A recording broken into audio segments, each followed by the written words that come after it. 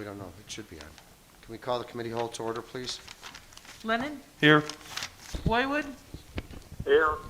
Leisha? Here. Fate? Here. Babone? Here. Ruiz? Here. Aranella? Here. Carmichael? Here. 8 present, Mayor. Okay, one item we have on the open agenda is the license plate recognition system. The police department is interested in pursuing. Chief Semaglia? Thank you, Mayor.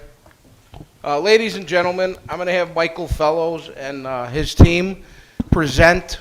Everybody should have received a packet. He's going to present this system that we're looking at to install throughout the city. Hold your questions till the end, because any questions you may have may be answered during the presentation. If we start to run out of time, the packets are yours to keep and digest later on at home in your free time. Email me with any questions that you have before we come back to City Council with an RFP. Okay, I'll turn this over to Mike Fellows to get started. Good evening. Can I take this off? Is that okay? Yes, you can. Good evening, everyone. Like Chief Semaglia said, I'm going to give just a brief presentation on the automated license plate recognition technology that our department is looking to pursue through an RFP. Just a little bit of a background for those of you that aren't aware of what this technology is. ALPR generally consists of a system of high-speed cameras and the supporting software and server engines that capture license plate information and instantly compares those license plates to a database for lawful purposes only. Obviously, it's not for us, but this technology, ALPR technology, is also used in the commercial industry with things like parking lot management, gated communities, neighborhoods that utilize this technology along with gas stations. What are some of the information that the ALPR system collects? So an ALPR camera typically will scan and capture thousands of license plates in the same amount of time that it would take an actual person to scan about 100. The data is captured, and it may include some of the following. A contextual photograph of the physical vehicle, an image of the vehicle's registration plate, geographically the coordinates of where this image was captured, date and time, obviously, of the capture, and it will also notify us of which camera, if we were to have multiple, which camera is the one that ultimately took the photograph. What does an ALPR system not collect? So some of the things that it does not collect is obviously it does not identify any individual or access any personal information from license plate numbers. The captures are completely anonymous, and no personal identification information is obtained through this system. No age, no gender, no race. As part of the system, registered owners of the vehicle is the only part that's queried through a separate government database of the vehicle records. Here in Illinois, that's our LEAD system. LEADS itself is a very restrictive, controlled, and audited database that we in law enforcement use on a daily basis. A little more background on LEADS. LEADS is CJIS certified. And obviously, there's the definition of what CJIS compliance is. It's the federal standard when dealing with law enforcement. Basically, the compliance keeps the professionals in criminal justice and law enforcement in agreement about the standards in regards to data security and encryption. These are some of the examples of what we would be accessing through this technology. There are two main lawful focuses that we've identified. The first is what we call a hot list. So a hot list are it's the automatic alerts. So those are the silver and amber alerts that are entered into the LEAD system. They are the stolen or felonious vehicles that are automatically entered into the system, and if a vehicle comes back with any warrants. Similarly, stolen vehicles, things like that, we can also enter, victim vehicles that are victim of crimes. Those are also entered into that system. The second part of it, where we can actually manually search in this system, is through active investigations. If we're looking for a suspect vehicle, vehicles that are wanted in a Berwyn case. If there's chase vehicles or other vehicles that are involved in these crimes, we can look at those, and even, some misdemeanor incidents. There are kind of two types of this technology. A fixed system, which is basically what the proposal that I have and we're talking about today. That's a fixed system. This system that I'm talking about are fixed cameras that are going to be attached to pre-existing city light poles, or depending on the installation, it could be a pole that's installed by a vendor that is chosen. Secondly, there's a mobile system. That is something that we're not looking for with the lead system, but we do deploy a little bit of that technology in a couple of our license plate reading vehicles. This is what I'm talking about. So the Berwyn Police Department, we already deployed a little bit of this type of technology in enforcement of time parking and enforcing of our scofflaw vehicles. The current technology that we have doesn't have any leads integration. It's basically just, for those that know a little bit about it, it's basically just dumb information in to get dumb information out. We enter vehicles or registration plates into our system that we're looking if the vehicle is bootable, or if it's in a timed area in order to issue a ticket. This system that we currently have doesn't get any hot alerts or anything along those lines, like the system that I'm proposing today does. Obviously, with something like this, policy is very important. Just so that you are aware, it is a work in progress, and it is our intention that will be finalized and will take effect upon the implementation of this project. Just so that you all are aware, some of the main focuses that I know are going to be part of that is the use of an LPR system is restricted exclusively to law enforcement and public safety related functions of the Berwyn Police Department. Information obtained from the LPR system is not going to be used for any personal reasons or non-consistent law enforcement functions. Any abuse or misuse of the system could lead to sanctions and or disciplinary action of any officer. Data retention.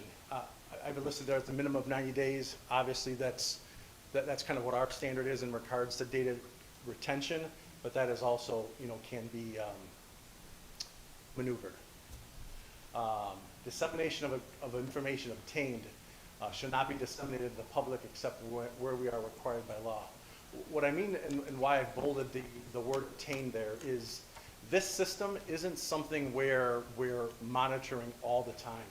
The only data that we're really going to be obtaining from this system are the hot hits that we're receiving, which again is automatic through any information that's entered into that lead system, or if we're obtaining it lawfully through an active investigation through our generated probable cause.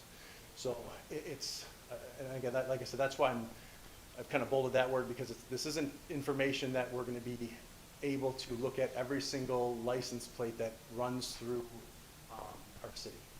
Similarly, information obtained, it may be shared with other law enforcement agencies as long as it's used for, again, law enforcement and public safety functions. And again, similarly with that same word obtain, again, it's what we obtain lawfully through probable cause or those hot hits. As part of the RFP that I'm still finalizing, these are the proposed locations that I'm looking to add to the RFP. Basically, entry and exit points of our town.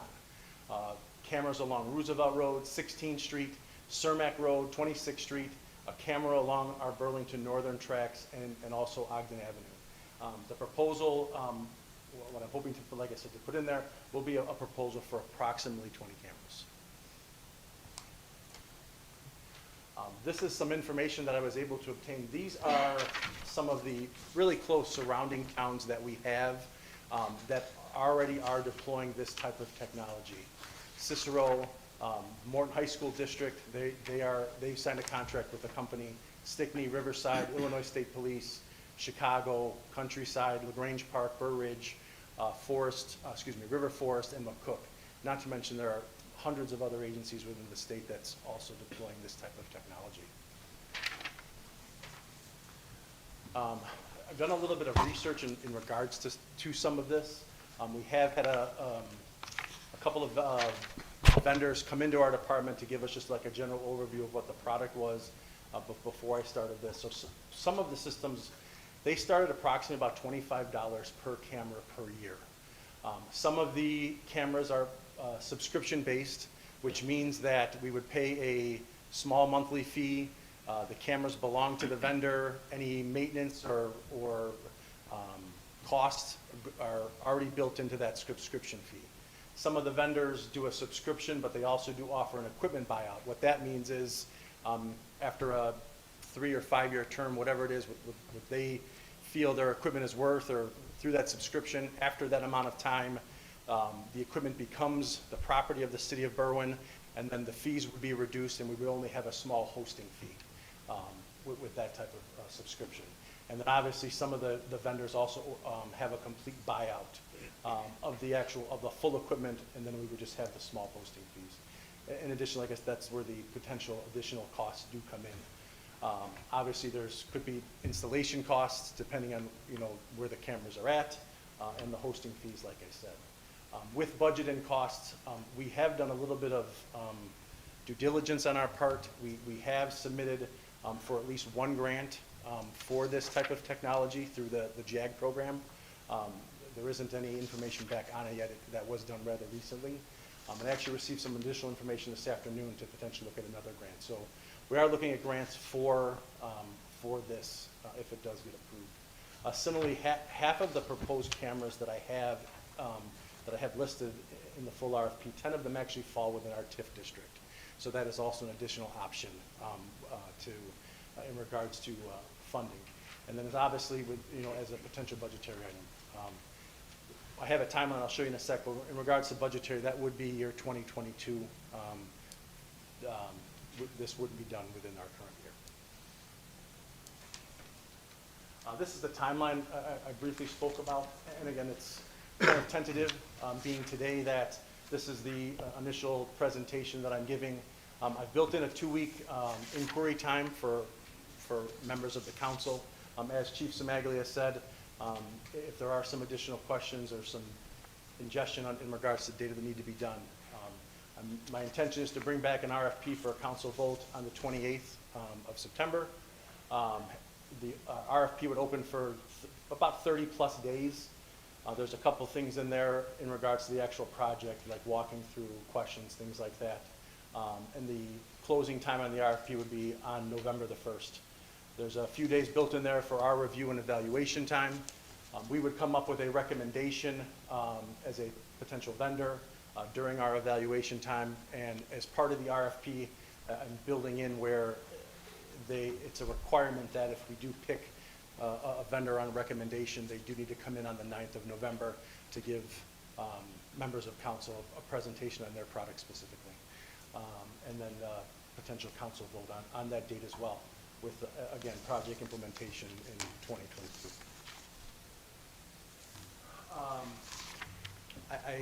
As I said, I did speak with a couple of vendors in regards to this, doing a little bit of due diligence prior to coming to council.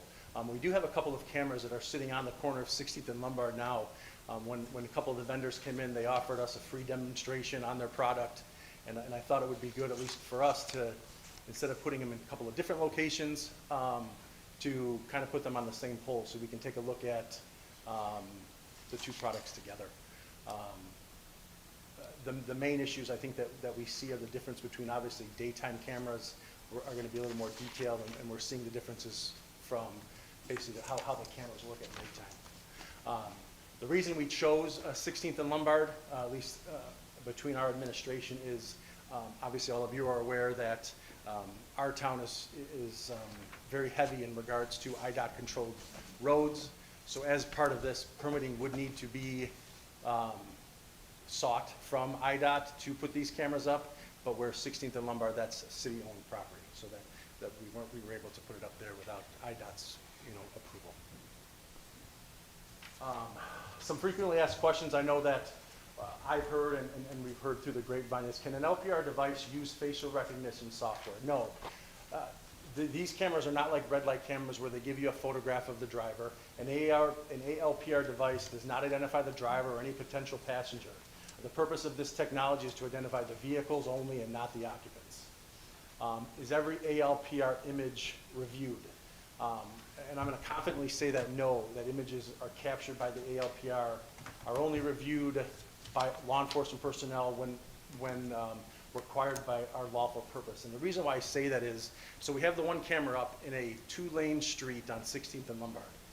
We're getting approximately 2,500 hits at that camera alone per day. So there would be no way if we were to bring in 20-some cameras to be able to review hundreds of thousands of hits per day that the city would receive. So the only time we're going to look at this data is what I talked about previously, with the automatic hits that we're getting from leads, or when we're doing it for an active investigation with the probable cause built in. Does the ALPR system provide constant surveillance from those camera locations? Again, no. The system is only capturing a single photograph of the vehicle in a motion in time from that location. These cameras don't constantly run, so it isn't an overview. Privacy concerns. Again, the cameras are currently in would-only face vehicles on public roadways.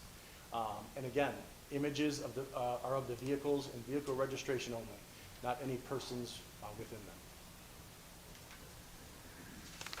them. A couple of points to think about. I wanted to bring a little bit of Berwyn into this.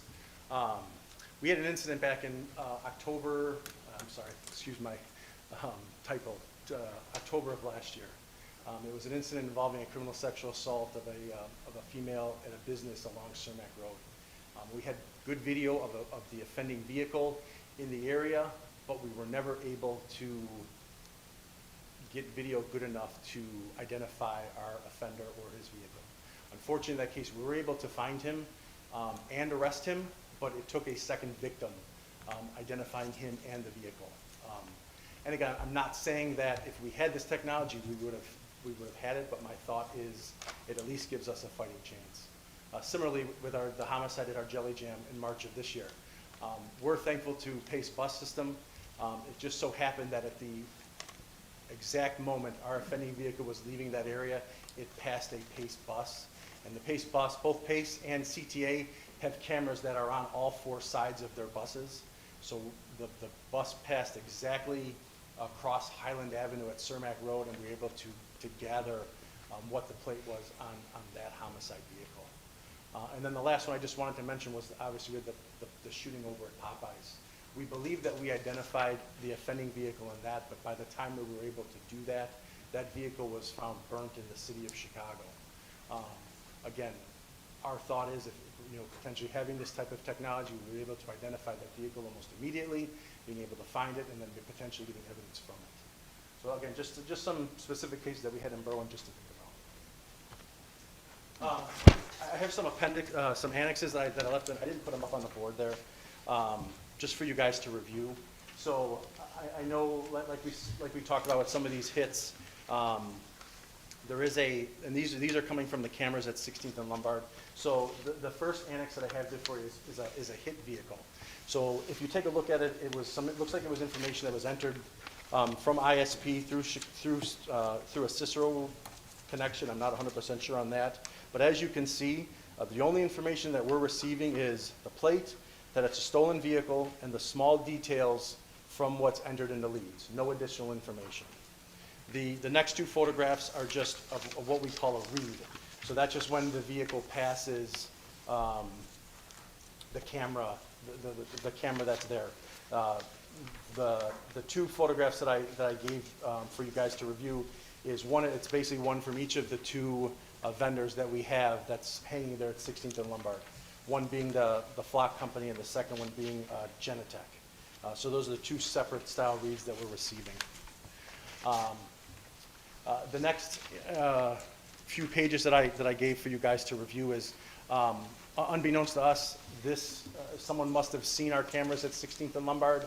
It was presented to social media. I'll leave the interpretation for you to take a look at, but I feel that it's pretty positive from the community of Berwyn in regards to this technology. Lastly, again, I wanted to come to council after doing a bunch of due diligence, and one of the things that I wanted to do is check on legislation.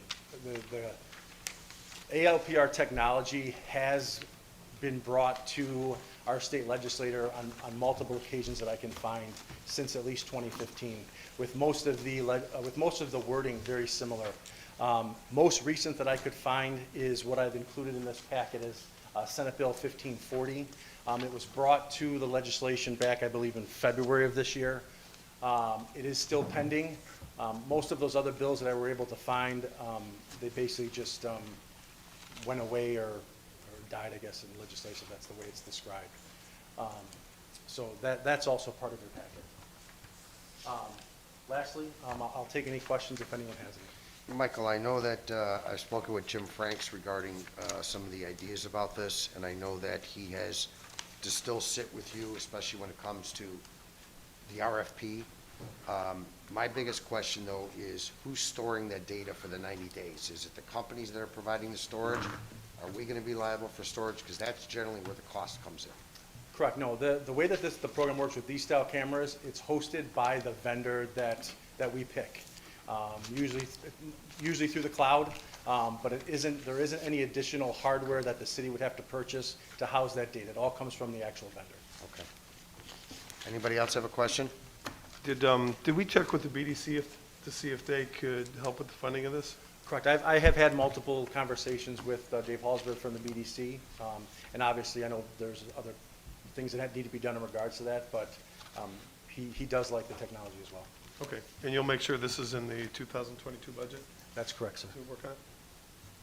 Anybody else? Connor, if I could just add, the data from these hot files are sent through our mobile terminals in all the squad cars on a real-time basis. So what we're hoping for, like Cicero just had a carjacking today. We had one yesterday in the plaza in broad daylight. We had another one on 16th Street in broad daylight. What we're hoping for is that we can put these cameras up, have these individuals come in their stolen cars or their chase cars or their drop-off cars, capture them, send us the hot file. We can get units into the area to prevent this stuff from happening. Hopefully we can make an apprehension, but if we can prevent it, that's what our main concern is. So basically, you're operating on the premise that most of the chase vehicles are already stolen to begin with, and we would get that off the hot list. They have been. We've been participating in a carjacking mission with the state police and the FBI for the last 2 months, and the majority of the cars that we're recovering in this mission are all stolen from carjackings and stolen autos. The individuals that we're capturing in the cars are all armed with firearms, and what we're finding them doing is they're stealing cars, coming with the stolen cars, stealing more cars, and then leaving. So that's what our hope is, to prevent this from happening before somebody gets seriously hurt. They just had one in Westchester the other day where the woman's baby was in the car and they were trying to carjack the car right in front of her house. One of her relatives came out of the house and started open firing, shooting at these bad guys, hitting one of them. They jumped back in the car, they left the woman and the kid in the car, they took off, they dumped the car, they all fled, and they left the kid that was shot in the car bleeding out. Alderman, you had a question? Yeah, do we have any data that says like departments that have already deployed this and like have a higher clearance rate, or that these cases that you're referring to have already been more successful using this technology? Well, you might have that answer better than I do. Sure. Again, what I didn't want to do is I didn't want to show, like I said, we had some vendors come in, but I wanted this to be very generalized because obviously we're doing an RFP, and so obviously as part of the presentations that they show us, they want to show us that there's success stories. So I do have success stories of the technology from the different vendors. And again, I didn't want to include it in this presentation because I didn't want to show bias towards a specific vendor, but if that is something, each of the vendors that did come in, and I'm happy to provide them to you, do have success stories in regards to the technology. Would that be like large scale or like anecdotal? What they were providing to me was anything local, anything, basically in the northern part of Illinois or the western part of Indiana, success stories in Arizona, California, Maine wasn't really for me. So they had some stories, like I said, more specific for our area. Anybody else?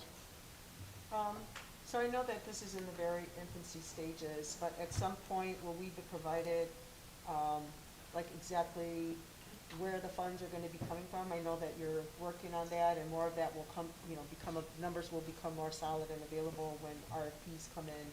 But I would really love to see that breakdown. I know that we're talking about TIF monies right now, you know, how much, and, you know, grant money, but I would really like to see that breakdown on where the funds would Once we cover. get, I know we've applied for a grant. We haven't heard back from it yet. We had another one just came through that we found today, so we're gonna be applying for that one also.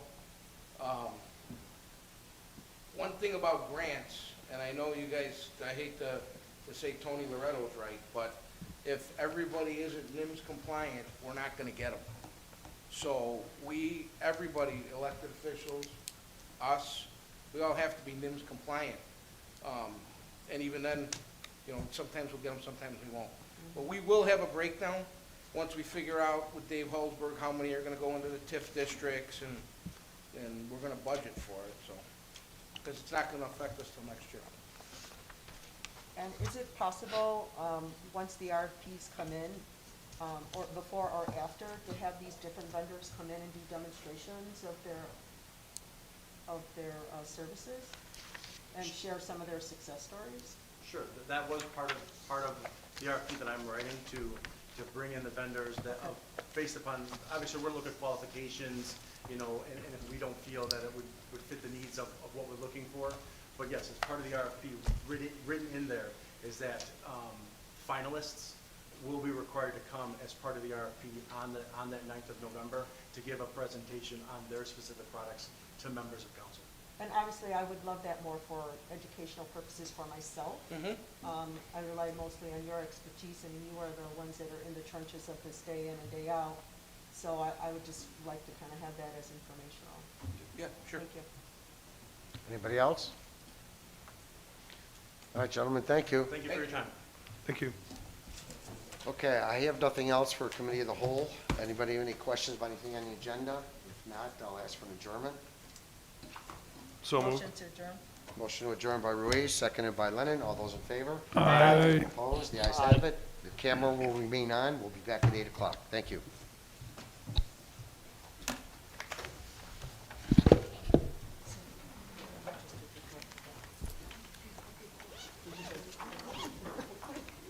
I'm gonna do it right now before I forget again, because it wasn't even on my calendar. It wasn't even on my calendar, so I put it on my calendar. Can you wait? Hey, Jim, I'm gonna log you off, and then I'll bring you back on before 8 o'clock, okay? I think he already hung up on me. I wanted to make a comment about the town hall, and I was wondering, did I need to print out like a paper form of what I'm gonna say to give to you, or can I No, you can just contemporaneously make a comment, yeah. I just had like an idea of what I wanted to say, but I just wanted to give an update because like this happened, you know, this is what I learned during it, so I just wanted to report out to. Yeah, sure, no, that's, yeah, open forum. Okay. I just wanted to make sure if I needed to like.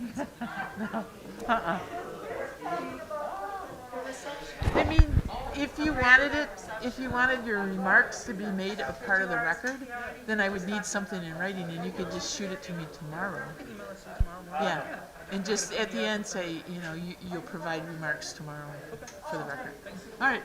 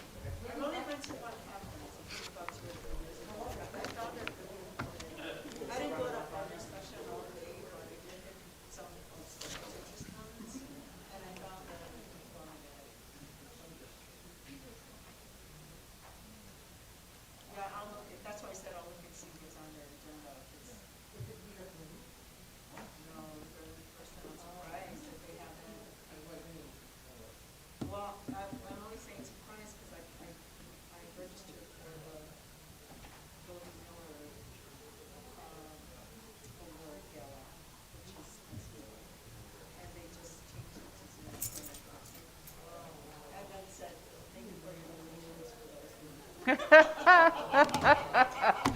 gotta eat your own For those food. who don't prefer virtual, thank you for your donation. We really appreciate it, you know. If you want a refund, please email us. But who's gonna email you, can I have my money back? We You know what I mean? suggest you buy this wine and eat this Yeah, during the so I was program. like, To have the full experience. I'm like, okay, so yeah, I was a little bummed about that, so I was, I know some people are just, getting out now. The Goldie Miller, so she's a really successful commercial real estate broker, but she's created scholarships for women in real estate. She works a lot more with not investors, but commercial, so really big contractors, construction companies, and she really, she's really spoken of, advocating for women in real estate. So she's got a program, scholarship and foundation, this is Goldie Hall Miller Foundation. They support a lot of different things.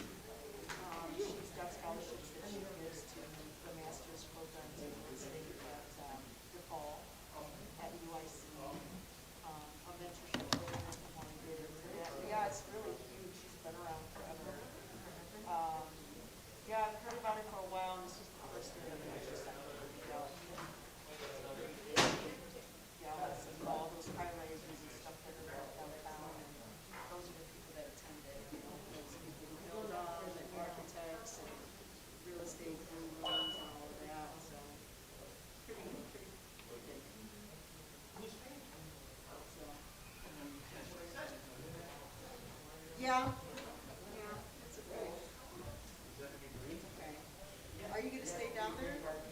No, I'm gonna come back.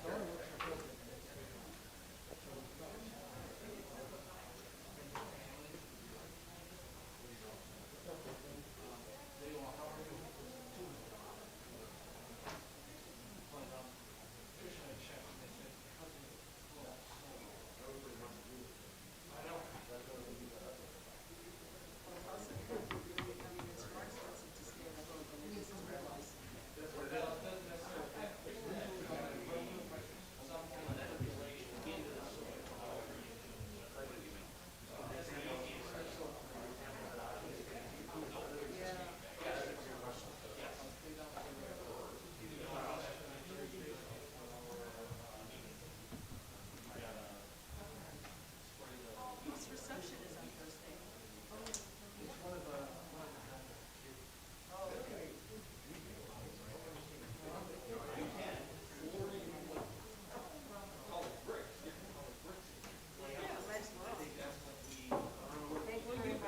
You and Tricia did a romantic wedding on Instagram.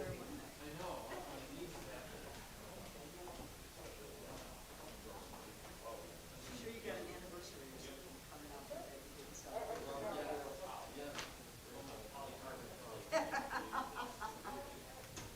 How's everything else going?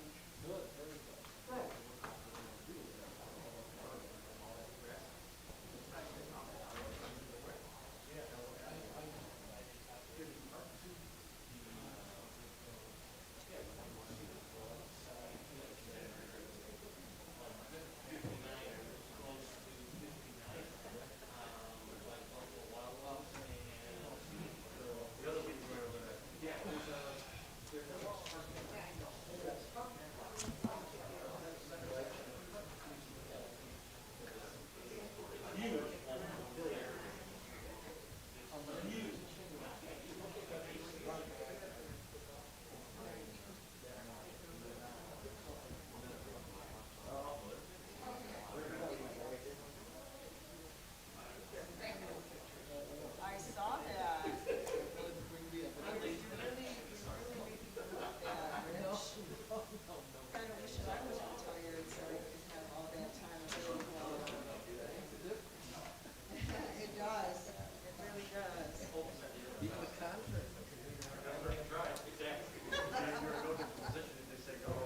Although I'm not sure that's how I would spend my time. No, but this, I mean, it'll help me with, being in office. There's so much to learn.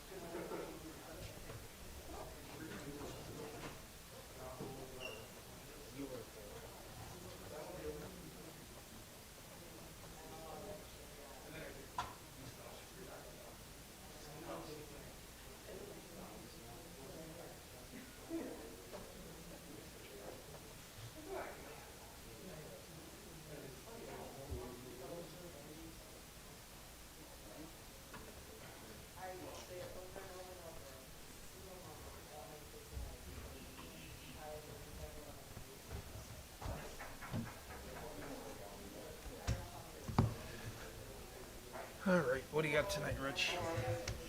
He's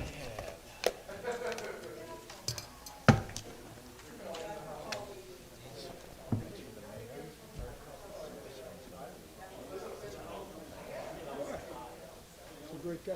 Yeah. That's what I'm talking about. Yeah. And this is the thing we're doing. I talked to you about? Yes. I left you a packet. Yeah, we're good to go. And these, I can talk to Scotty. Okay.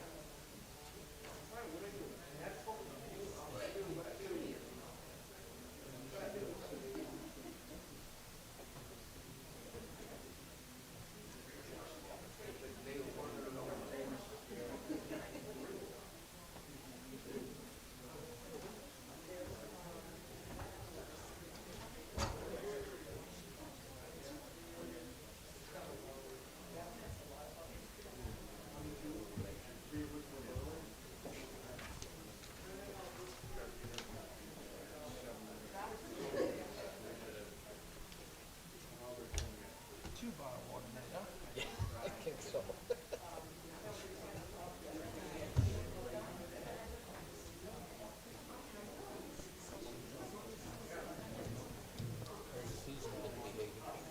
I seen her last night. She came in for a drink.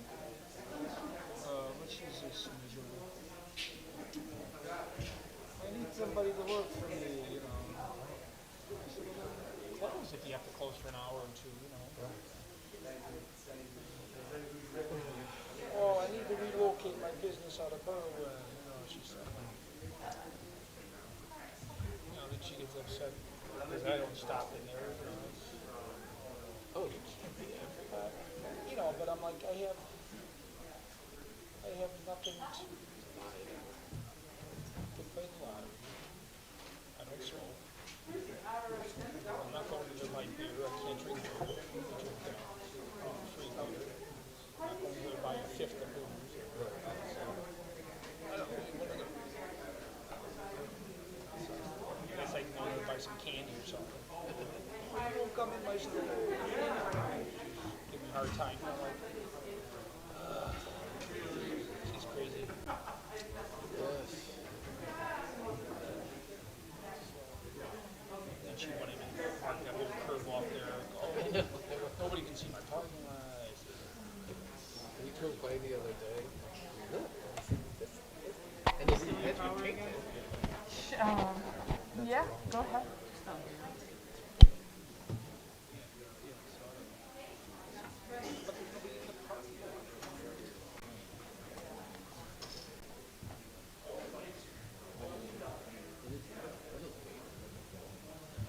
Yeah, but she wanted the whole 30 feet blocked off. The whole spot.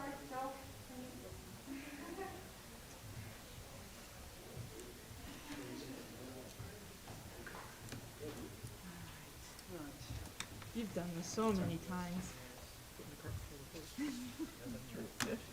No, that's not yours.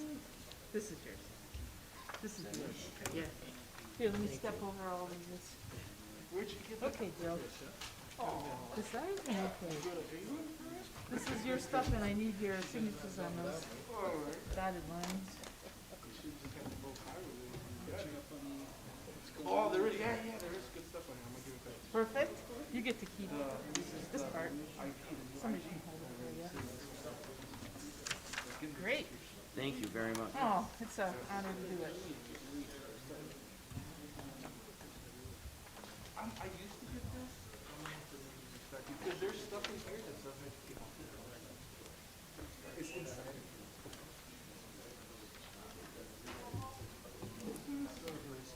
Yeah, it has everything. I still have to click, I read the paper every day. That's good. Do you go right there by that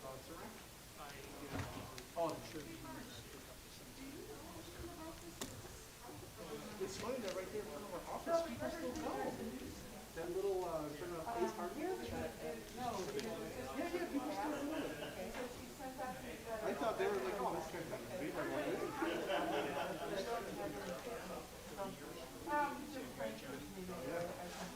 The guy who told me he still goes there, you might know Bob Cheater. Procedural. Okay, so I don't have to do anything, okay. Because I was like, what do you mean I didn't submit it? What did I do about that? Remove me? Yeah. I thought I was having a severe brain freeze, memory loss.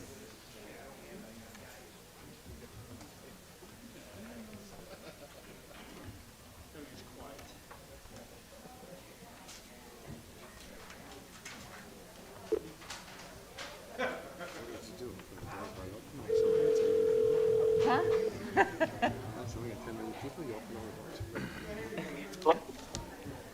Hi, Jim. I'm here. Okay, great. It's, we still have about 5 minutes. Alrighty, sounds good. Okay.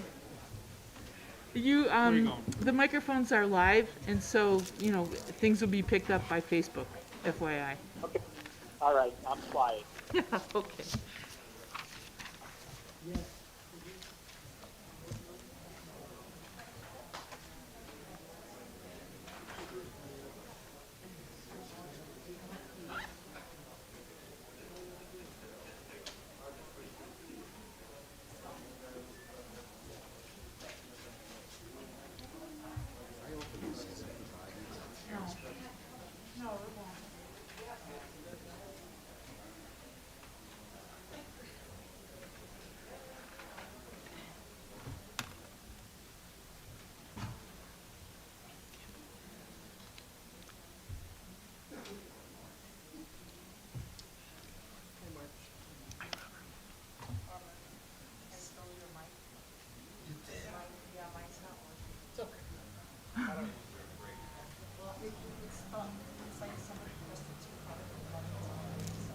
Mine over there.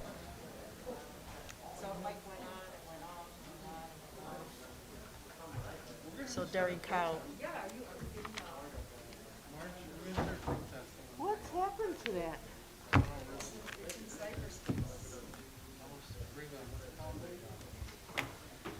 Classic. Have all your family come here.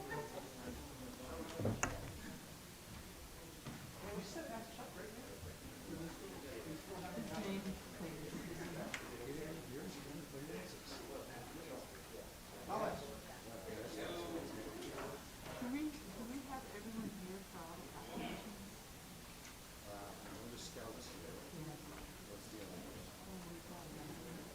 National Rail Safety Day. So we could have a motion for the meeting on rail safety day. We've got so much stuff. I don't have to read it. Oh, two whereas.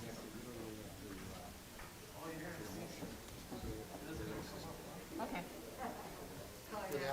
Okay. It went on for a second.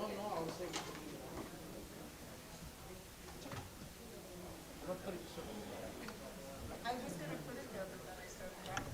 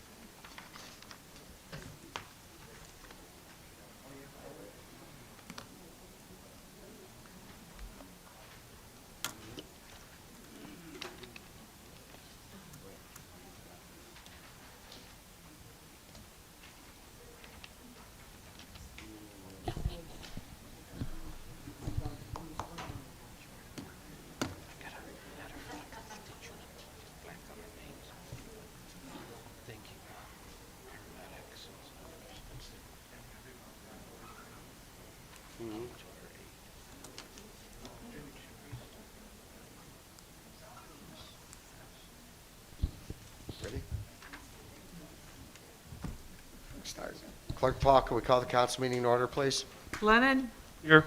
Roywood, Here. Leisha, Here. Fate, Here.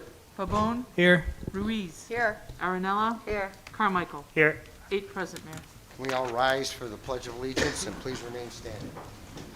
Pledge allegiance to the flag United States of America, and to the republic which stands, one nation, under God, indivisible, with liberty and justice for all. If we could please keep in our thoughts and prayers all the men and women we have on the street tonight.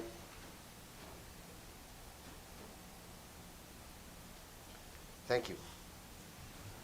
If anybody wishes to address the open forum, please step forward to the swinging gate, state your name and address, please. Hello,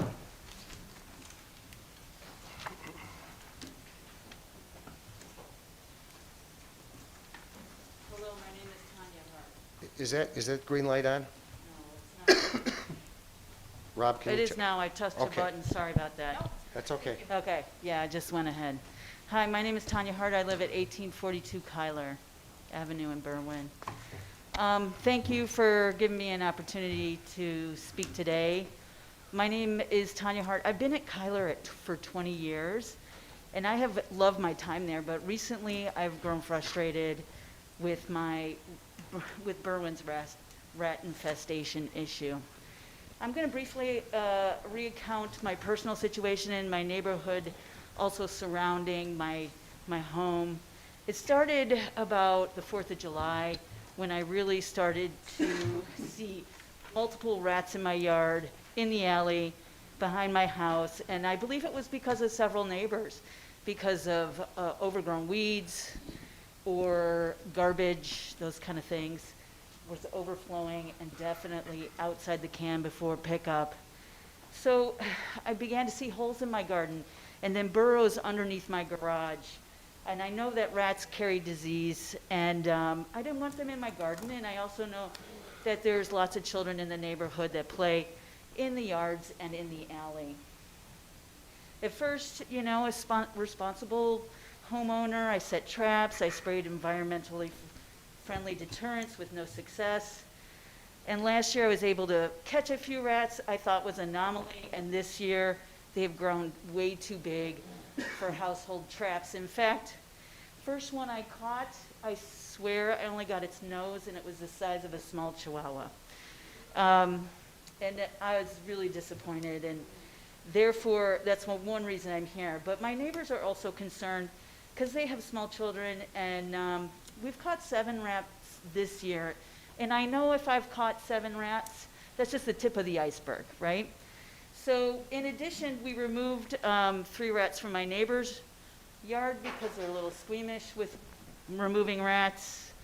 And this week, the park by my neighborhood, it goes Het Park, and then it's the spray park, and there's this little walkway, and then there's the playground. That playground where there used to be a garden there, and it's not there because of COVID. Literally 6 giant burrows, and under the garbage can, 2 big ones as well. And then when you go into the entrance into the spray park, underneath the slab, 2 huge burrows as well. And then my neighbors have been reporting to me because I've been speaking to them about this, and I had 2 sets of different neighbors speak to me that they saw several groups of rat running around that particular park, 3 and 6. And of course they told me because they knew I was coming here tonight too. So I've seen numerous rats in daylight, walking my dogs. I love to walk my dogs in garbage cans, coming in and out of garbage cans in the alleys. Now, my story is, I started reporting this last year to animal control. As naive as I am, I really thought, animals, rats, that's the place to be, right? And so I didn't get an answer, and I didn't even get a call to say I was in the wrong department. So I left numerous messages with the building department, blight department, no response. And it took considerable amount of time for me to get a conversation started with the city of Berwyn. I was desperate, and I searched other village websites, because when I searched our website and I put in rodents and rats, and this was before a couple weeks ago, it's changed, there was no search. I couldn't find rodents or rats on the site at all. And on the blight report, there wasn't even a line item for rodent infestation or even sightings, but now there is, so that's a great change. But I feel it's not quite enough, and I'm going to go and continue and say why, and then have possible resolves for that. So it turns out the surrounding municipals in the area are all well aware of their rat problems, particularly during this time of COVID. And they have programs that are easily searchable. They are proactive rodent control. And I followed their direction because I got no direction from this city or no response from this city. I look at it this way. I'm triple teaming this thing partially by myself. My partner and I are setting traps every night. We're setting them off during the day because we have dogs and we don't want to catch any other animals.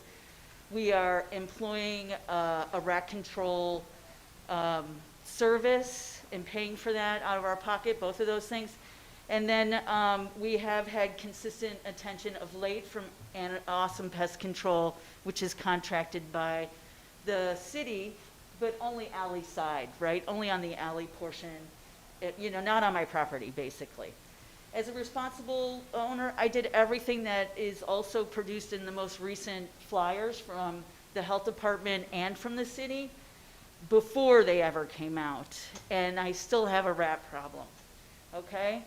And I have to tell you, the only reason I think I got attention is because I actually had a break between my courses, between semesters. So I had a little time and energy to put forward to this.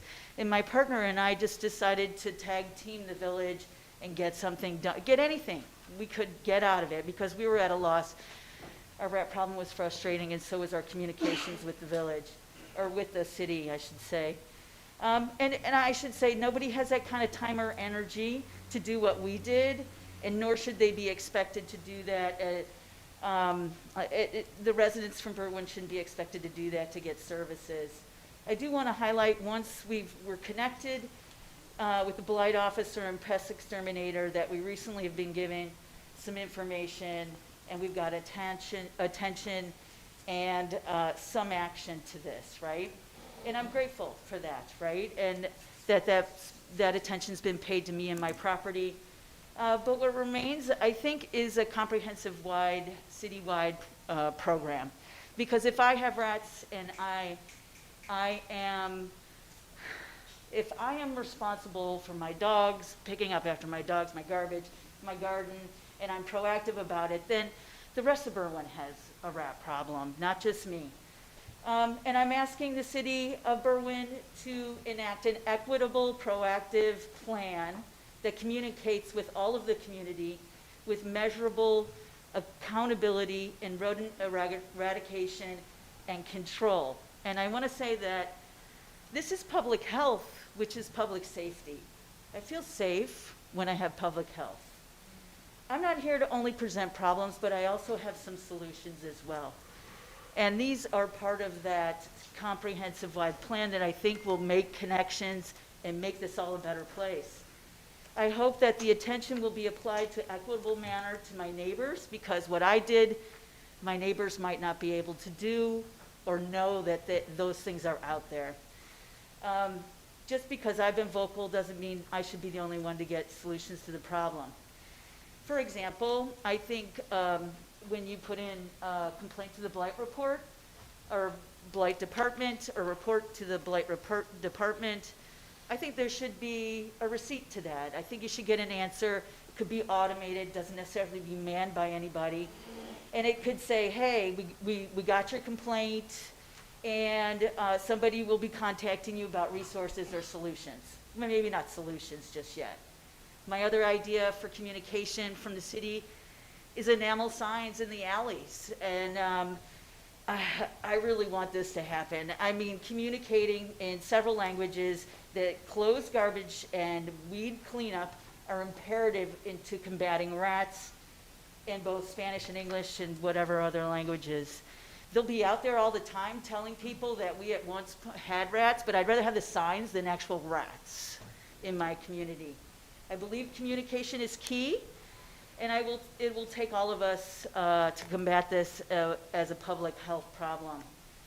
I also am thinking about, there's a great need for citywide outreach. Important information, sources and links need to be centralized and easily accessible for Berwyn residents. This means communication not only in English and Spanish, but like in paper and online and social media. It needs to be out there in several modalities, as we say when we teach, kind of thing. And then I believe it's important to involve the city garbage provider. Waste management needs to support these efforts and offer replacement garbage cans, damaged lids with holes. It is really quickly as well, because they don't communicate very clearly and they're slow to come to answering the phone. And there's a mystique around whether or not the cost is to the resident or the city, and what gets replaced and how it gets replaced. I think there should be a schedule and a clear idea of what that cost is. And I know that's a contractor, so a negotiation would be probably in line with that. I would also like to see a schedule of citywide alley cleanup day to encourage homeowners to eliminate stray garbage, debris, weeds that make excellent homes for rats. I think an invitation to pest control providers to demonstrate and advise techniques in combating the rat issue. I also would like to see, to make connections between services of the city. And I mean that because my own experience of calling animal control when I should have been in blight or the building and wasn't clear. I know that there's senior services that cut grass, but I also know that they don't do any weed removal. And I know that seniors on my block have weeds they need removed from the alley inside of their garage, and this is a harboring area for the rats in our neighborhood or in that particular area.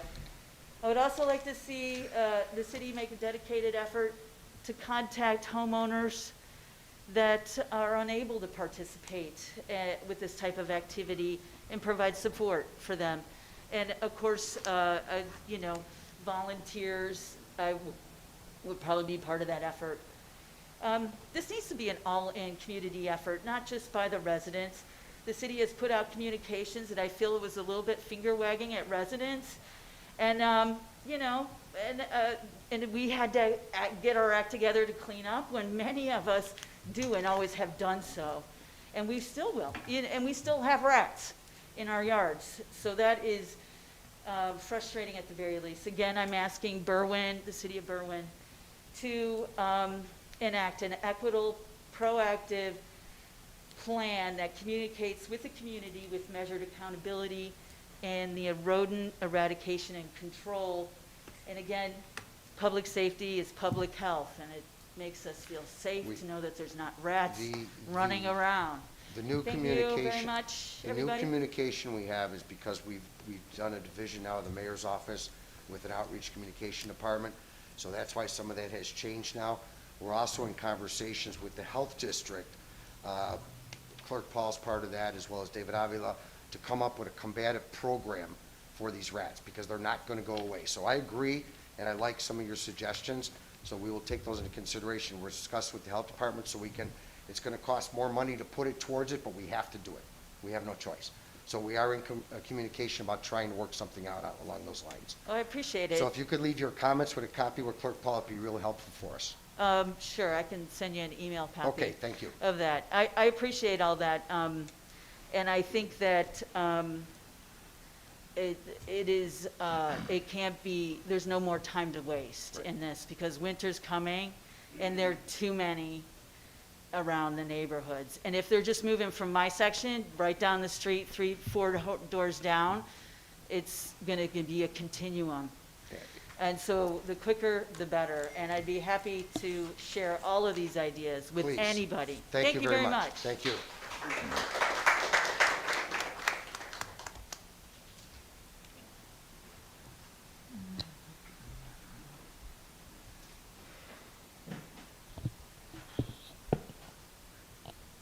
Good evening. My name is Nicola Penaranda, resident at 3633 Euclid. I'm called to speak tonight after a series of events that I'm starting to see happen. A few months ago, my family and I were sitting in the living room, and after work, my husband noticed some movement happening outside of our window. As he went to investigate, he saw the police shoving things into our mailbox. There was not a knock on the door or even a doorbell rung, so I went outside to find that there were items being shoved into our mailbox, which was the Neighborhood Watch flyer. You'll see that in many windows across the city. What made this kind of inappropriate for me, though, was that there was minimal information given, and on the back just had like Mayor Robert J. Lavero. As elected officials who have all run a campaign here, I think we know that dropping anything into people's mailboxes is illegal. So who then will hold these folks accountable for playing with people's mailboxes? Now, I know this sounds really silly because it's very minor, but this is literally a federal offense, right? And this is just something that we should know doesn't happen. So in addition to that, the police who dropped the mail were also uniformed. So now we have paid officers dropping lit. So I'm curious as to why. And I'm wondering what the intention was there and if it was for community engagement, which seems to be missed considering there was no knock on the door or even my doorbell being rung. So I'm curious as to why that's happening. And perhaps this incident of police here violating the law would not be on the top of my list if it was not made public by a FOIA request that multiple alderpersons were being left out of public safety emails involving the chief of police. I want to understand why not everyone was given the same sort of orientation upon entering this elected role and how no one involved in these emails said anything. I'm not sure how we can be united on safety when folks are actively being excluded. And I want to name that not only were the 3 alderpersons running as independent candidates and that one of them is actually serving a second term, but I also want to name that all 3 alderpersons represent North Berwyn. In the last year, we're aware that carjackings have increased and we've seen things in our neighborhood such as shootings, stabbings, murders. Yes, we are aware. And based on the locations where many of these incidents took place, it would make sense that the alderpersons of those areas would be made aware and properly updated by the chief of police. Residents lose out when our entire government cannot function well together. It feels very petty and childish. I'm indifferent if this matter has actually been resolved, although I've seen on different statuses that things have been talked out. My problem is that this shouldn't have happened in the first place.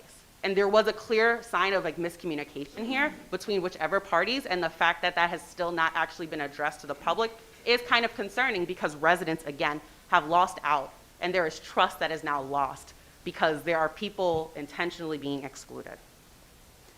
And finally, I'm asking for the council tonight to vote no on the appointment of Officer Guy Papa to be made Deputy Chief of Police. We've had the same situation come up when Officer Green was up for promotion. And I would appreciate personally if folks continue to do their due diligence before pushing someone forward. What was learned in that particular dialogue was that Officer Green had multiple suits against him for assaulting civilians. And apparently, this promotion was in the works for much longer than what any other citizen would have been aware of. Officer Papa has been involved in an excessive force conflict with someone thought to be suicidal.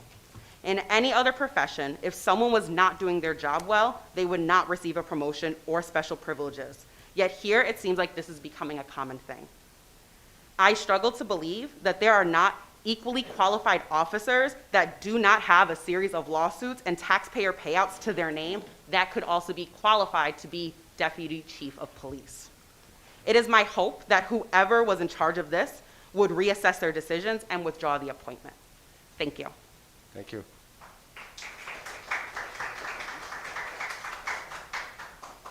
Anybody else? Hi, my name is Janet Lanzik. I live at 1246 Home Avenue in Berwyn. And my problem is, ever since they made Roosevelt one lane, 13th is a speedway. We need some bumps to stop these people from coming down that street. If we had those, I don't know what they're called, the bumps in the middle of the street, to stop these people, because they just go, it's crazy. And now with school starting, who knows what's going to happen? You know, I've been there 48 years, and this has been the worst, probably the worst summer of the way the traffic is. And I'd like to know whose bright idea was it to make Roosevelt to one lane? Because it's ludicrous. We're the ones that are suffering. You go outside and you hear, as soon as they get to the corner, they're revving up to go to the next one. You know, they just don't even slow down. And I think something should be done. I don't know what, for safety reasons. You know, thank God I don't have rats, but I thought my problem was bad until I heard hers. But something has to be done about it. We can't go on like this. Okay. You know, I don't know what cameras or whatever you can put up there to deter these people from coming down 13th, but it is really bad, especially during rush hour, in the morning and in the afternoon. So that's my problem. And Thank it's you. considerably less than what hers is. So I apologize. Thank you. Anybody else?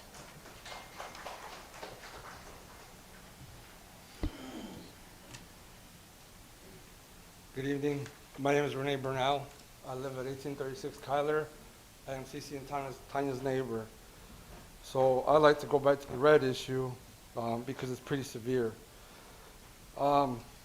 Just some history. I moved to Berwyn about 11 years ago after my deployment from Iraq was over. I'm still in the reserves. And I can tell you, like, I kind of mentioned this before. I looked for homes in Midway, where I'm from, and I looked in places like Elmwood Park, and I ended up in Berwyn, and I love it. But now it's kind of hard to stomach living here because of these rats. I'm going to say maybe about a year before COVID hit, there was meetings they used to hold, I think, at Head Park, and I went there.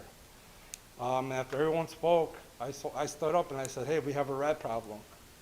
And this was about 2 years ago. And basically I was told, hey, it's a change in the climate. You know, the rats are coming from the city. It's just kind of something we got to deal with.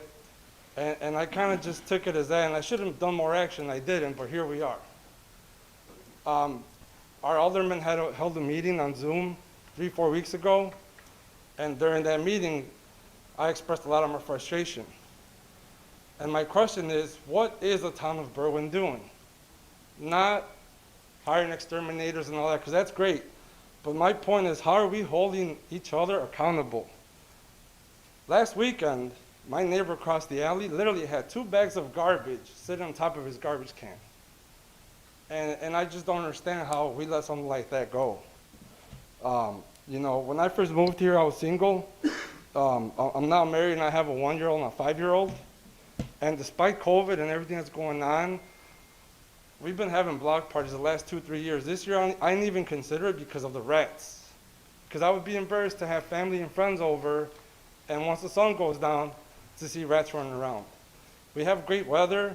Right now in September, we could have done it, but the rats was one of the main things that kept me from organizing it. I organized it the last time, before COVID hit, and I didn't because of the rats. So, about a month ago, I was in Minnesota doing military duty. I was gone for 7 days. I found out that a neighbor crashed into my fence. So I said, hey, I need to file a police report.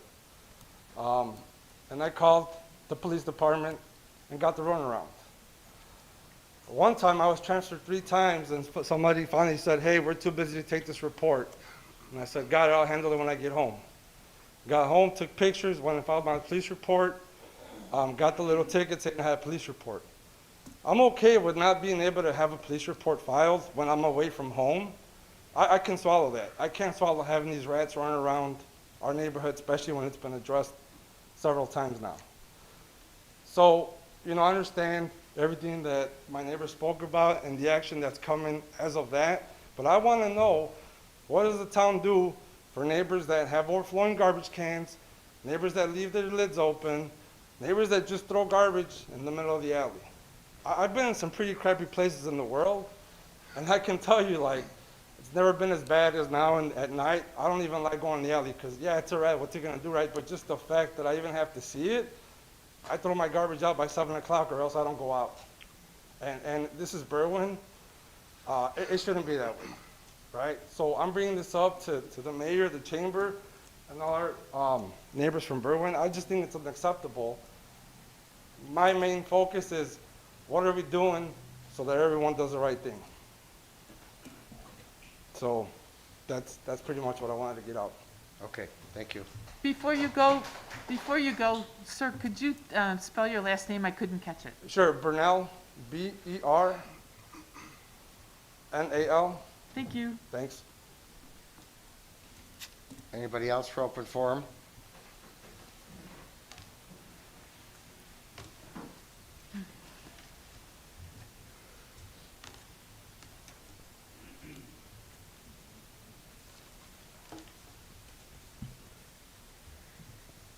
Hi, I'm Sandra Montes. I'm at 6918 30th Place.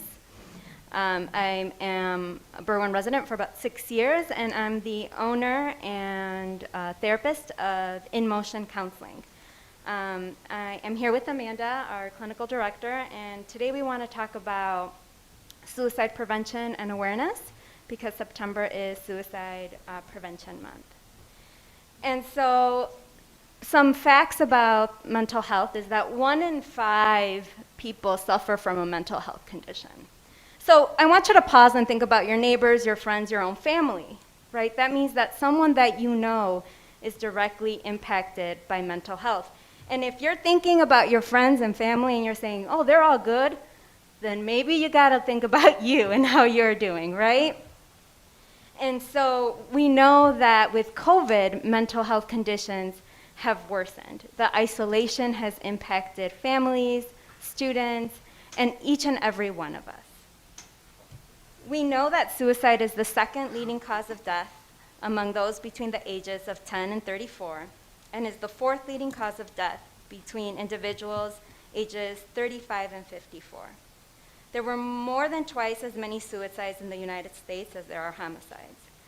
The pain and trauma by those who are survived by those who die by suicide is immeasurable. And so we've had neighbors, friends here in Berwyn who have died by suicide. And we have to remember that suicide is preventable.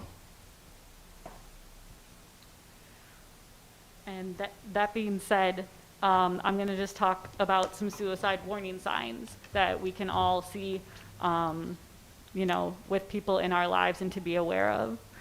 So many people who are suicidal do talk about ending their lives. It might be directly or indirectly, and they're feeling overwhelmed or in unbearable pain. So it's important to pay attention to people who reach out or are trying to tell you something. It might not be direct. So to just pay attention to those things. Behaviors that are atypical for an individual should also be a sign to encourage you to speak to that person about what you notice. If they're having sleep issues, whether it's insomnia or sleeping too much, are they withdrawing from activities? Like Sandra said, isolating themselves, especially with COVID, we've all isolated ourselves, not willingly. So just checking in on those people who might not have somebody at home with them. Reckless spending or searching for methods online. Shopping for firearms. People who are at risk for suicide can display many moods as well, and that includes anywhere from apathy, impulsivity, anxiety, rage, irritability. We all have our ups and downs in our moods, we don't have the best days sometimes, but when you notice a change that seems uncharacteristic or out of the ordinary, that's cause for concern, and it's important to speak to that person. Just asking the question, and saying, are you suicidal? Like, you can say those words, because if you just say, like, are you thinking of hurting yourself, they can interpret that in a different way as well. So just not being afraid to say those words. And then, as well, being able to talk to somebody in crisis. The best way to broach the subject of yours and other mental health is to treat it that's something important, because it is. It's just as important as our physical health. Listen attentively. Ask them open-ended questions so they can't just say yes or no, and you can get more information. Don't assume or make judgments. That's really important, because they're deciding that you're important enough to open up to. You might be that one person that listens to them. And find a way to get help. If it's safe, you can stay with them until help arrives. If it's not safe in the situation at the time, just remove yourself from that situation and call for help. Even if it feels awkward, just talk to someone about their mental health. Can make a difference. Even if they're not in a crisis, you know. Mental health is not always about being in a crisis. And it just might be everything is coming to a head at one point, and you're the one person that reached out. So just make sure to check in on those that are around you. We do have some resources, a list of resources that are available here. We did send them over to Claudia, and she will forward them on to all of you. It's important, you know, for you all to have this information and share it, because again, we don't know who might be suffering in silence and who might need that number or that resource. And so we cannot teach you everything about suicide prevention and awareness in 5 minutes. And so we do invite all of you to, on Monday, we are having a training called Talk Saves Lives. It's over Zoom. It's an hour-long presentation where it will give you more tips on how to address a mental health crisis and how to talk about mental health. So we invite all of you. That is free of charge. We also have some goodies that we're going to pass out. So that you have some handouts in order to remember what to say, because if somebody approaches you, you need to know, you know, how to respond. We also have some flyers that we'll leave, and if anybody has any questions regarding mental health, we'll be out in the hallway if anybody wants to step out. Thank you. Thank you. Thank you.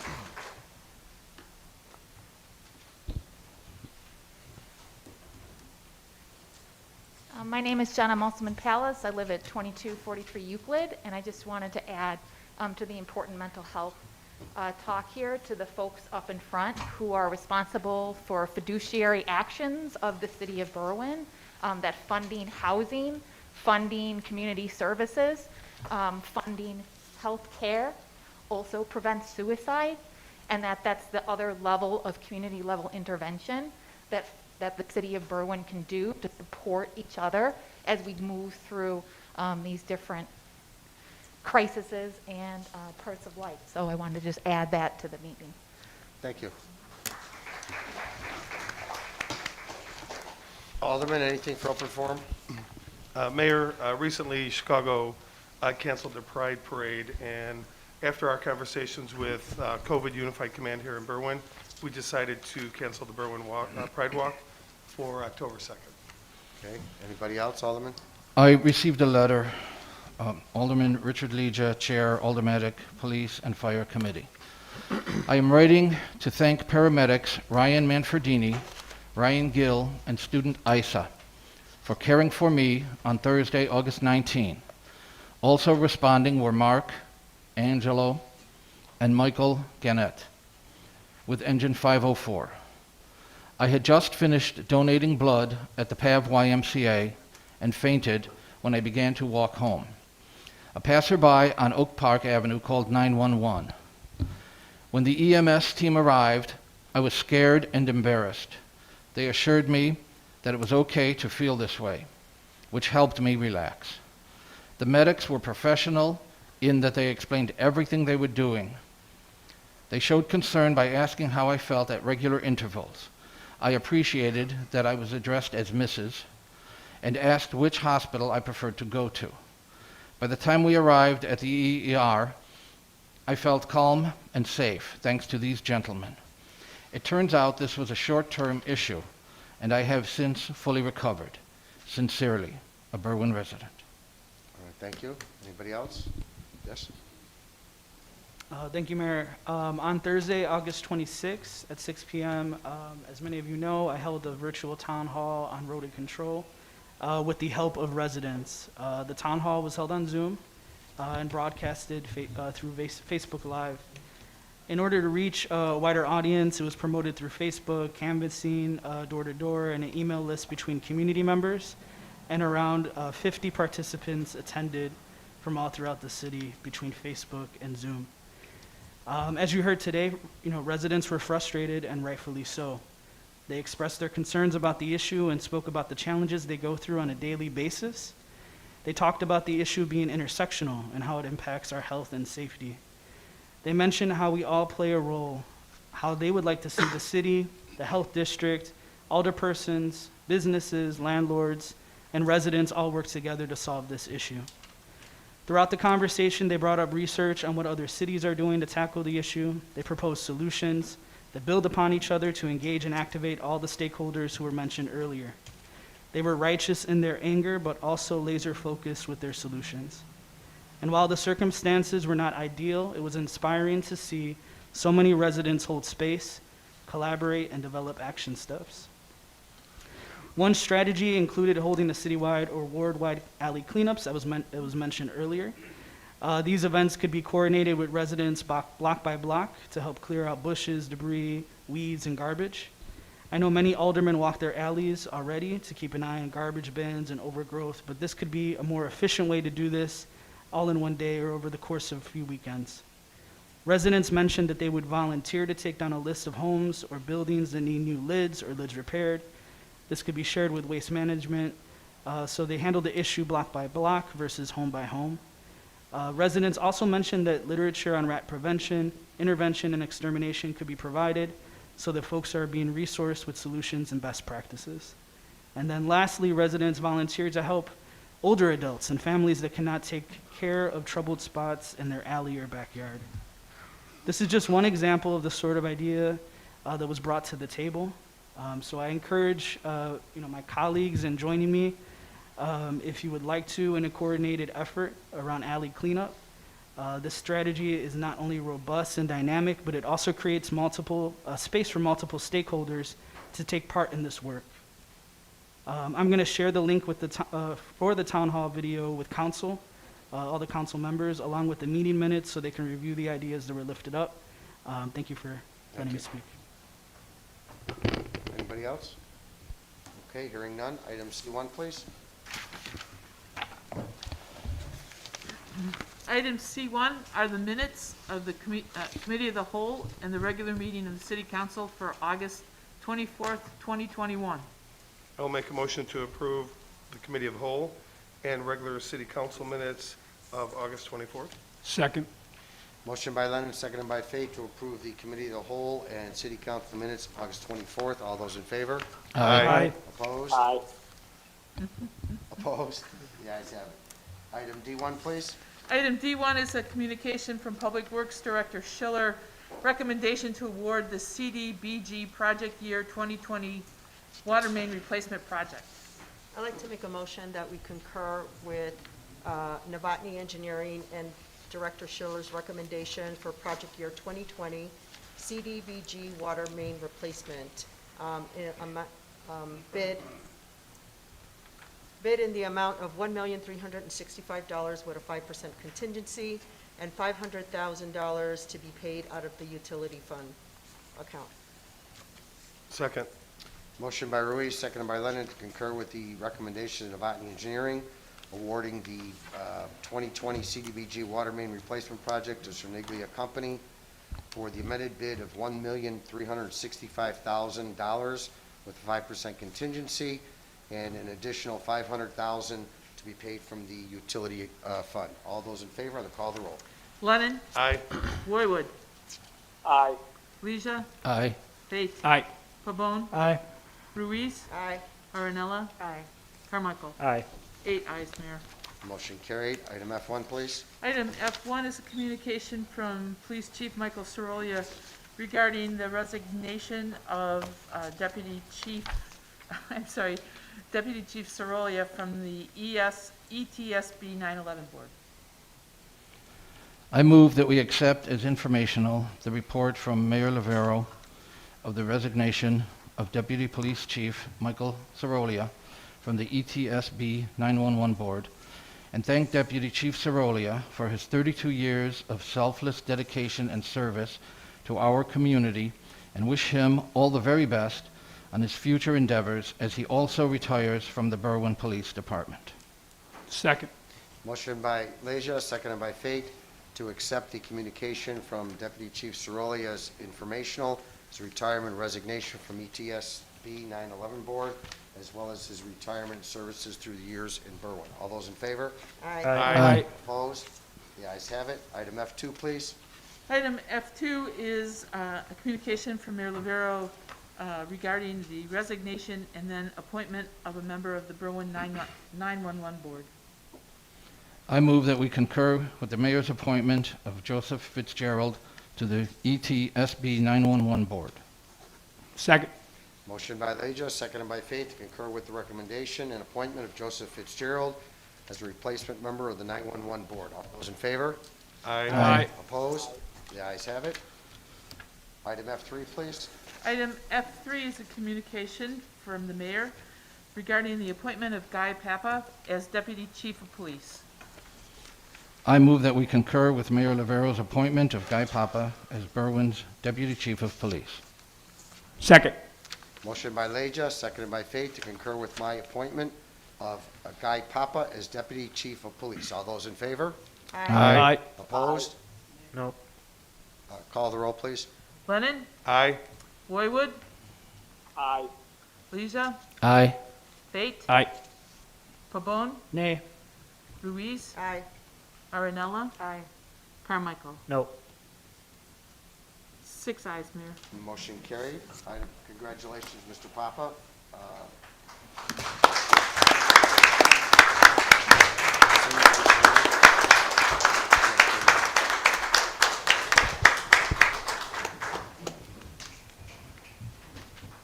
Please raise your right hand. Do you, Guy Papa, having been appointed to the rank of Deputy Chief of Police for the City of Berwyn Police Department in the County of Cook aforesaid, do solemnly swear that you will support the Constitution of the United States and the Constitution of the State of Illinois, and that you will faithfully discharge the duties of your newly appointed position to the best of your ability? I do. Congratulations.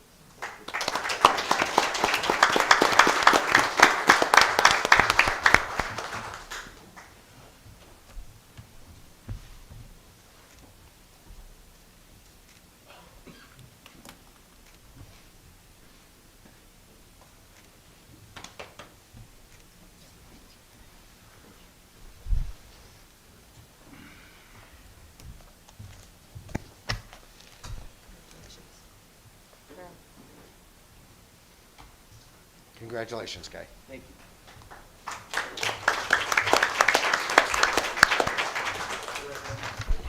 Item F4, please. Item F4 is a communication from the mayor regarding Joseph S. Fitzgerald, appointment of Division Commander to the Berwyn Police Department. I move that we concur with Mayor Lavero's appointment of Joseph Fitzgerald to Divisional Commander of the Berwyn Police Department. Second. Motion by Leja, seconded by Fate, to concur with my appointment of Joseph S. Fitzgerald for the position of Division Commander. All those in favor?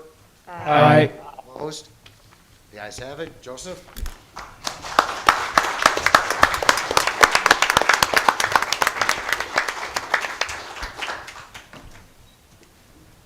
Please raise your right hand. Do you, Joseph S. Fitzgerald, having been appointed to the rank of Division Commander for the City of Berwyn Police Department in the County of Cook aforesaid, do solemnly swear that you will support the Constitution of the United States and the Constitution of the State of Illinois, and that you will faithfully discharge the duties of your newly appointed position to the best of your ability?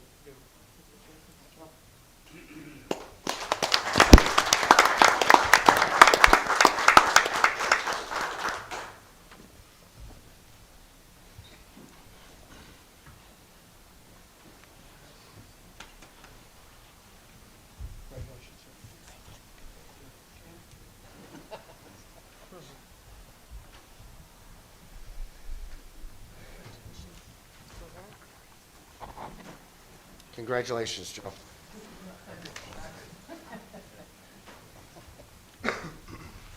Item F5, please. Item F5 is the reappointment of Cynthia Hayes to the Library Board. I will make a motion to concur with Mayor Lavero's reappointment of Cynthia Hayes to the Library Board. Second. Motion by Lennon, seconded by Fate, to concur with my reappointment of Cynthia Hayes to the Library Board. All those in favor? Aye. Opposed? The ayes have it. Item F6, please. Item F6 is the reappointment of Rosemary Karuk to the Library Board. I'll make a motion to concur with Mayor Lavero's reappointment of Rosemary Karuk to the Library Board.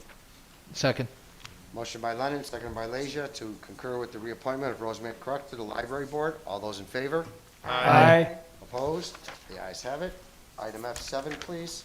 Item F7 is a resolution celebrating Latinx Heritage Month and authorizing the City of Berwyn to fly the national flag of Mexico at City Hall. Whereas in September 1968, President Lyndon Johnson signed Public Law 90-498, authorizing the President to designate the week of September 15th as National Hispanic Heritage Week in recognition of the anniversaries of the first Latin American countries to declare their independence. And whereas with the approval of Public Law 100-402 in 1988, President Ronald Reagan proclaimed September 15th through October 15th as National Hispanic Heritage Month. And whereas September 15th was chosen as the starting point for the celebration because it is the anniversary of independence of 5 Latin American countries, Costa Rica, El Salvador, Guatemala, Honduras, and Nicaragua. Mexico and Chile celebrate their Independence Days on September 16th and September 18th, respectively. And whereas Hispanics and Latinos of every generation represent an array of distinct and vibrant cultures and have made immense contributions to the defense of freedom at home and abroad through courageous service in the United States military, the arts, education, mathematics, science, literature, technology, athletics, and philanthropy in this country and the world. And whereas Hispanics and Latinos have played a pivotal role in our city's strength and prosperity, their spirit, energy, and leadership are woven into the culture of Berwyn, with many of our current public officials, administrators, educational, and city leaders of Hispanic heritage and descent.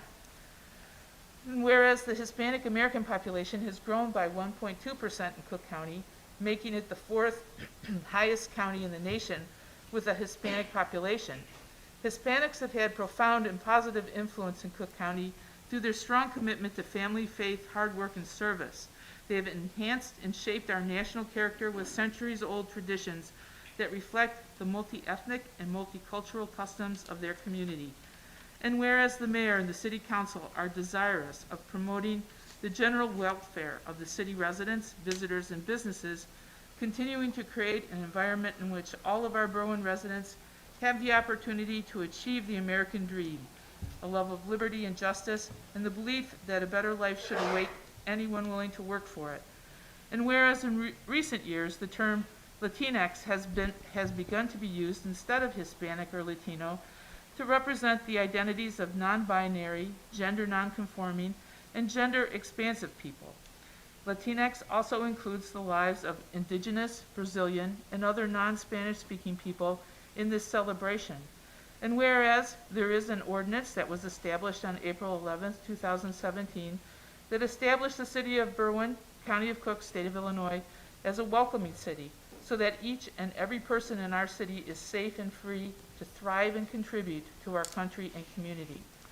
And now therefore be it resolved that I, Mayor Robert J. Lavero, and the members of the Berwyn City Council will authorize the flying of the Mexican flag flown at our City Hall, originally a gift from U.S. Congressman Jesus Chuy Garcia during Latinx Heritage Month, to show support and welcome our persons of Latinx descent during these difficult times of division in our country, entered upon the records of the City of Berwyn this 14th day of September. Do I have a motion? Motion. Second. Motion by Aaronella, seconded by Pabon, to adopt the resolution, to fix the necessary signatures, and place it on its way to passage. All those in favor? Aye. Opposed? The ayes have it. Item F8, please. Item F8 is a proclamation, National Rail Safety Week, whereas the International Association of Chiefs of Police, National Operation Lifesaver, United States Department of Transportation, and all local, state, county, and railroad law enforcement officers, first responders, and railroad corporations commit to partnering together in an effort to educate at a national level all aspects of railroad safety to enforce applicable laws in support of National Rail Safety Week. And now therefore, I, Robert J. Lavero, Mayor of, and the esteemed members of City Council do hereby attest our full support for claiming September 20th through the 26th as National Rail Safety Week in the city of Berwyn, and I encourage all citizens to recognize the importance of rail safety education. I will make a motion to approve this proclamation, fix the necessary signatures, and send it on its way to passage. Second. Motion by Lennon, seconded by Fay to adopt the proclamation, fix the necessary signatures, and place it on its way to passage. All those in favor? Aye. Opposed? The ayes have it. Item F9, please. Item F9 is a proclamation congratulating Anthony Capua on achieving a rank of Eagle Scout. Whereas Anthony Capua joined Boy Scout Troop 32 at 6 years old, and whereas Boy Scout Troop 32 is based out of St. Leonard Church in Berwyn as part of the Pathway to Adventure Scout Council, and whereas now 12 years later, Anthony has achieved the rank of Eagle Scout, fewer than 5% of scouts attain this rank. And whereas through his scouting career, Anthony has earned over 20 merit badges, including leadership, citizenship, and survival. And whereas Anthony's scout career culminated in his Eagle Project by volunteering at St. Leonard's Food Pantry for many years. And whereas during his volunteering, Anthony noticed that the food was being stored on the floor and on wood benches. And whereas for his Eagle Scout project, Anthony organized a project to design and build shelving units for the food pantry so that the food stock was organized and accessible. And now therefore, let it be proclaimed that I, Mayor Robert J. Lavero, in the city of Berwyn, congratulate Anthony Capua on achieving Eagle Scout and wish Anthony the best of luck at the University of Illinois and in all his future endeavors. Entered upon the record of the city of Berwyn this 14th day of September 2021. I will make a motion to adopt this proclamation, affix the necessary signatures, send it on its way to passage, and congratulate Anthony for his hard work. Second. Motion by Lennon, seconded by Fay to adopt the proclamation, fix the necessary signatures, place on its way to passage, and congratulate Anthony for his hard work. All those in favor? Aye. Opposed? You guys have it. Anthony?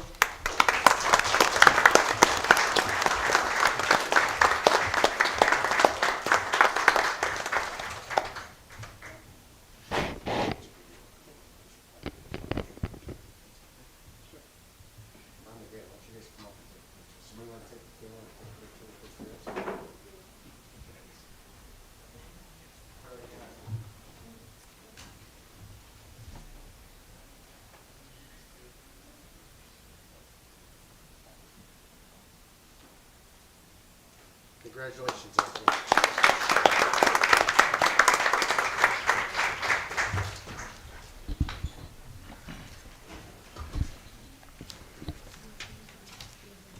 Item I1, please. Item I1 is a communication from Alderman Leisure requesting reversal of previous denied handicap parking space. I move that we concur with the motion to approve a handicap parking space at 6836 West 26th Street. Second.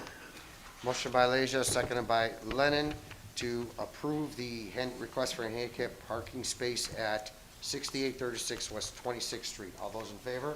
Aye. Opposed? The ayes have it. Item I2, please. I2 is a communication from Alderman Ruiz for her August 10th Aldermanic Committee meeting. I'd like to present this as informational. It's the minutes from the Public Works meeting on Tuesday, August 10th. Second. Motion by Ruiz, seconded by Leonard to present the minutes as informational. All those in favor? Aye. Opposed? The ayes have it. Item J1, please. J1 is a communication from Chief Semaglia, a request to hire one probationary police officer from the lateral eligibility pool. I move that we concur with Police Chief Semaglia to contact the Police and Fire Commission to hire one probationary police officer from the current lateral eligibility pool of candidates to fill the vacancy resulting from the retirement of Deputy Chief Michael Sarolia to satisfy the current contractual agreement between the City of Berwyn and the Illinois Municipal Police Association. Second. Motion by Leisure, seconded by Lennon to concur with the request of Chief Semaglia, allowing him to contact the Police and Fire Commission to hire the next eligible candidate from the lateral eligibility pool to fill the retirement of Deputy Police Chief Mike Cirolia. All those in favor? Aye. Opposed? The ayes have it. Item J2, please. J2 is a request from Chief Smaglia to promote one patrol officer to the civil service rank of sergeant. I move that we concur with Police Chief Michael Semaglia to contact the Police and Fire Commission to promote one patrol officer to the civil service rank of sergeant from the current eligibility list to replace the vacancy resulting from the retirement of Deputy Chief Michael Cirolia in accordance with the current collective bargaining agreement. Second. Motion by Leja, second by Lennon, to concur with Chief Semaglia, allowing him to contact the Police and Fire Commission to promote one patrol officer to the civil service rank of sergeant from the current eligibility list to fill the vacancy left by the retirement of Deputy Chief Michael Cirolia. All those in favor? Aye. Opposed? The ayes have it.